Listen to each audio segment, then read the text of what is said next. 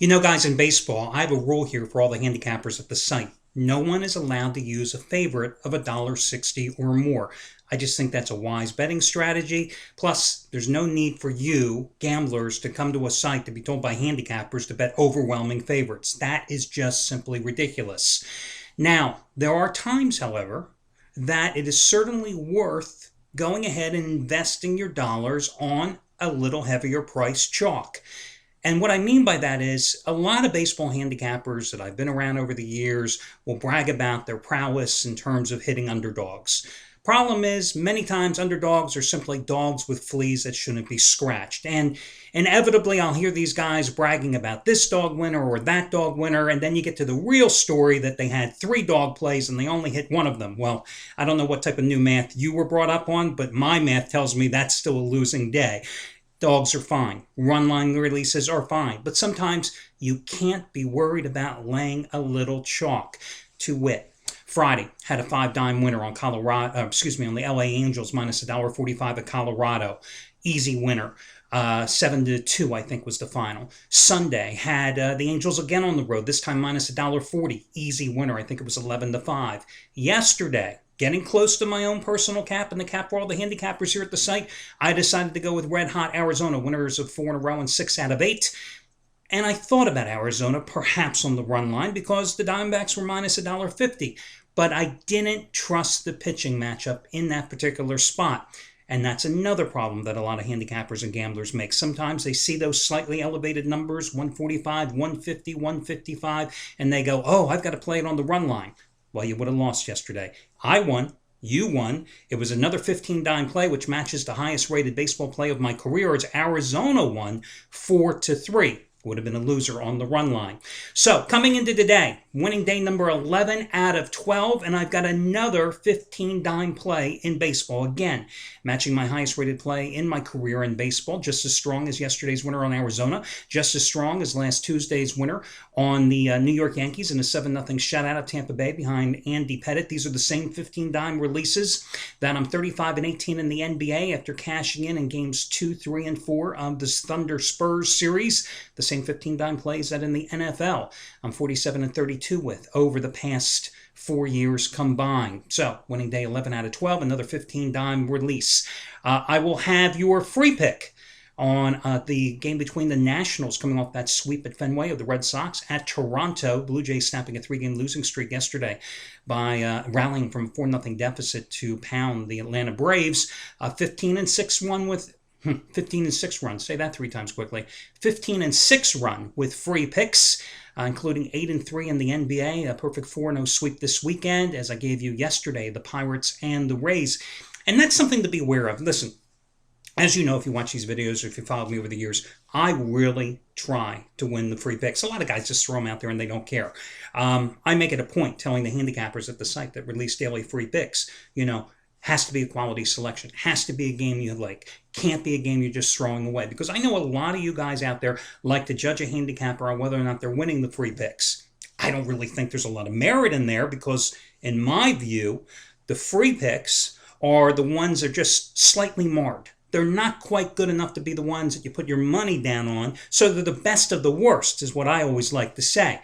However, you will notice, and you probably have over the years, that when I'm on the roll, winning with my bets, I'm generally on a roll, winning with the free picks as well, because there are some times that you handicap with such clarity and the games are just popping off the screen, begging you to bet me, bet me, bet me. I mean, yesterday, I had a tough time deciding who I liked more between the Pirates, the Rays, and the Diamondbacks. But since I had been riding the Diamondbacks with free selections, had given you one of them, matter of fact, on Arizona on Saturday night, that's what made me ultimately go with Arizona yesterday, and the fact that Joe Saunders had dominated the Oakland A's during his career as a member of the LA Angels with a great record in ERA against them. So even though he had sucked all season long at home at Chase Field, I thought it was a good play on Arizona, and of course it cashed in. So I'll have that free pay for you in just a moment. Also want to send out a congratulations to Chuck O'Brien, because yesterday Chuck cashing in with his 100-dime play as he scored with those Pittsburgh Pirates in I think it was a 3-2 final against Kansas City.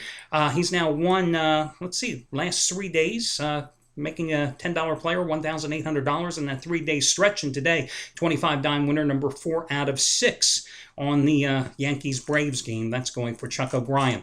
Another hot guy, and I told you yesterday that the 3 top winningest handicappers here at the site in terms of baseball profit over the past few years are Chris Jordan, Chuck O'Brien, Scott Delaney. I mean, we're talking 1, 2, 3, and we're talking about like 150 dimes separating the 3 of them. Scott Delaney, and FYI, I can't really gauge where I'm at compared to them, even though I had a great season last year and I've won 10 of the last 14 years, because I don't have the same rating scale. I mean, I'm taking 5 dime plays to 15 dime plays as my max wager plays. So when they have 1,000 star plays or 100 dime plays, it's like apples and oranges. And Anthony Red had a great season last year in baseball. Won a $10 player over $6,600, I think. Scott Delaney is the one I want to tell you about quickly before getting into your money-saving discount coupon code that'll save you $17 off a single purchase today. Delaney has made a $10 player in baseball $8,450 since 2010. $8,450 since 2010. Not a bad 2.5-year run. Today, 100 dime winner. Number 19 out of 27 in baseball alone. 100 dime winner, number 19 out of 27. The Angels Dodgers, last game on the card, just as strong as his 100 dime NBA winner. He scored with the Thunder in Game 6 against San Antonio last Wednesday night. So that's a guy you might also want to consider. So that'll do it. Let me give you your money-saving discount coupon code, guys. It's going to be a simple one, Baseball 17. Baseball 17. BASEBALL, and the number 17, no space between them. Enter it when prompted, and you will save $17 off a single purchase when you use that coupon code in your shopping cart, and that is good for today. Quick note for you before I get to the free pick.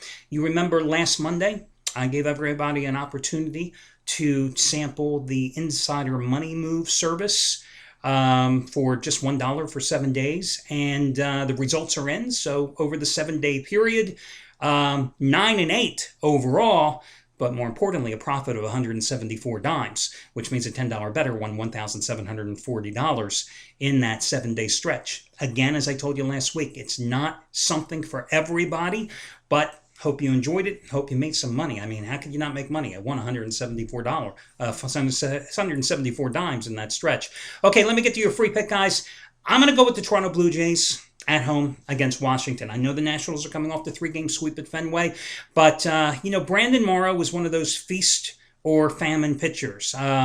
He's got a 0.59 earned run average in his last 2 starts, holding the White Sox and Orioles to 6 hits and 1 run and striking out 13 batters in 15 1/3 innings. Of course, the start prior to those 2, he lasted 2/3 of an inning against the Texas Rangers and gave up 7 runs. On the season, 7-3 with a 2.90 ERA. And here's what I mean by feast or famine. In 7 of his 10 starts, he's allowed 1 run or less. 1 run or less. And the other 3 starts, he's allowed 6 runs. I mean, feast or famine. But I like him in this spot here. Listen, Edwin Jackson comes in for the Nationals, and they simply are not scoring any runs for him. His last 8 starts, he's got a winless streak going despite an earned run average of 3.33. He's 0-3 in that stretch because the Nationals are only scoring 2 runs a game. They're 2-7 in his last 9 starts overall. He's never really fared that great against Toronto with a lifetime ERA of 4.34 against them in 13 career starts, allowing 5 or more runs in each of the last 3. Jays finally erupted yesterday. You look at this Toronto lineup and you go, how does this team not hit? But Bautista's off to a slow start power-wise and average-wise, and they've got a lot of holes in the lineup right now. It just doesn't come together consistently. Yesterday, they banged out 18 hits, a season high, in a 12-4 win against Atlanta, rallying from an early 4-0 deficit. 3 games prior, they batted 172 with 8 runs, losing all 3 of those games. Nationals haven't won 4 in a row since the first week in May. They're 9-21 in their last 30 at Toronto. I'm going to go with the Blue Jays as your free pick. Good luck, guys, and I'll catch you again tomorrow.